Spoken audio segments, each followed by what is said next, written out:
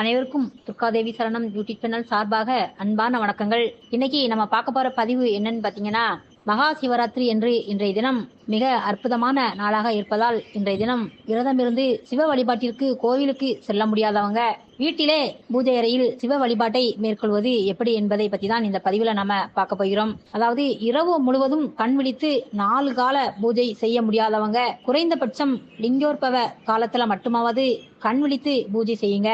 இன்றைய தினம் மகா சிவராத்திரி என்று விரதமிருந்து சிவனை வழிபட்டால் பாவங்கள் விலகும். அதாவது 100 அஸ்வமேத யாகம் செய்த பலன் கிடைக்கும் என்றே சொல்லலாங்க. இந்த பிறவில சுக வாழ்வும் மறுபிறவில சிவலோக வாசமும் கிட்டும் என்றும் இந்து மதம் சொல்கிறது. சிவ பூஜை எல்லா பூஜைகளிலும் உயர்ந்ததுங்க, மிகவும் சிறப்பானதும் கூட. சிவனை வழிபடுபவர்கள் அனைத்து செல்வங்களையுமே அடைவாங்க. சிவ என்ற சொல்லே ஒரு மங்களத்தை குறிக்கும் என்றே சொல்லலாம். இந்த மாசி மாதத்துல வரும் சதுர்த்தசி நாள் அன்று இன்றைய தினம் மகா சிவராத்திரியாக நாம எல்லோருமே வழிபட்டு வருகிறோம். இந்த மகா சிவராத்திரிகளில் பெறும் எல்லா நன்மைகளையுமே இது ஒன்று சேர்க்க நாம வழங்கி விடுவதால் இந்த மகா சிவராத்திரி என்று நாம இதை போற்றுகிறோம். அதனால மற்ற சிவராத்திரிகளில் விரதம் இருக்க முடியாதவர்கள் கூட இந்த மகா சிவராத்திரி என்று விரதமிருந்து சிவபெருமான் வழிபாட்டை நாம மேற்கொண்டு அதை கடைபிடித்து நாம பூஜிப்பது எல்லோருடைய இந்து மத சாஸ்திரத்திலே ஒரு வழக்கம் என்றே சொல்லப்படுகிறதுங்க.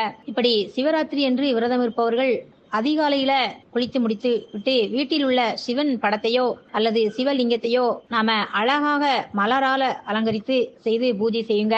அதற்கு பின்னாடி சிவன் கோயிலுக்கு சென்று நாம வழிபடுவது ரொம்பவும் நல்லதும் கூட.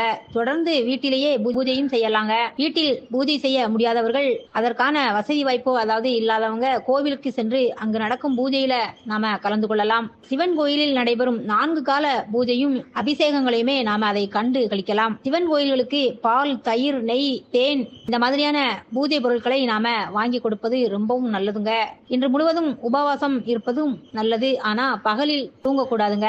ஆனா வீட்டில் பூஜை செய்பவங்க மாலை நேரத்துல குளித்து நாம உலர்ந்த அதாவது காய்ந்த ஆடையை அணிந்து நெற்றியில திருநீரு அணிந்து கையில் உத்திராட்ச மாலையுடன் சிவ பூஜையை நாம வீட்டிலே தொடங்கலாம். பஞ்சாஸ்திர மந்திரமான ஓம் நமச்சிவாய என்ற மந்திரத்தை நாம உச்சரித்து இந்த பூஜை வழிபாட்டை ஆரம்பிக்கலாம். இப்படி 4 கால பூஜையுமே செய்வதற்கு 4 ஜாமங்களிலுமே சிவலிங்கத்திற்கு பால், தயிர், தேன், நெய், சர்க்கரை இதனால இதை எல்லாமே வைத்து அபிஷேகம் செய்வது ரொம்பவும் நல்லதுங்க.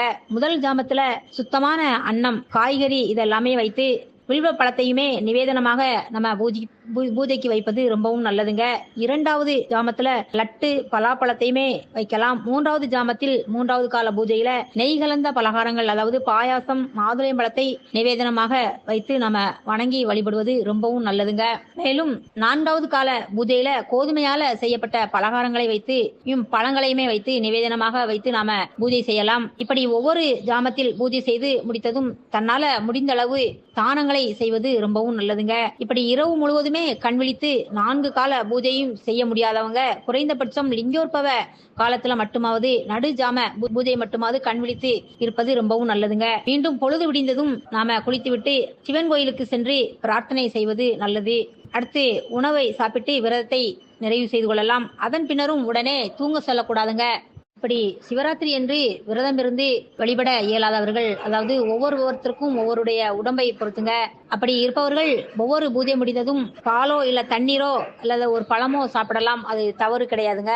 இப்படி மகா சிவராத்திரி என்று விரதம் இருந்து கோவிலுக்கு செல்ல முடியாதவங்க வீட்டிலே பூஜை அறையிலே இருந்து சிவ வழிபாட்டை கடைபிடித்து வழிபடலாம். சகோதர சகோதரிகளே, நண்பர்களே, இந்த பதிவை பார்த்துட்டு இருக்கும் அனைவருமே கீழே இருக்கும் கமெண்ட் பாக்ஸில் உங்கள் கருத்துக்களான ஓம் நமச்சிவாய என்ற மந்திரத்தை நீங்க பதிவிடுங்க.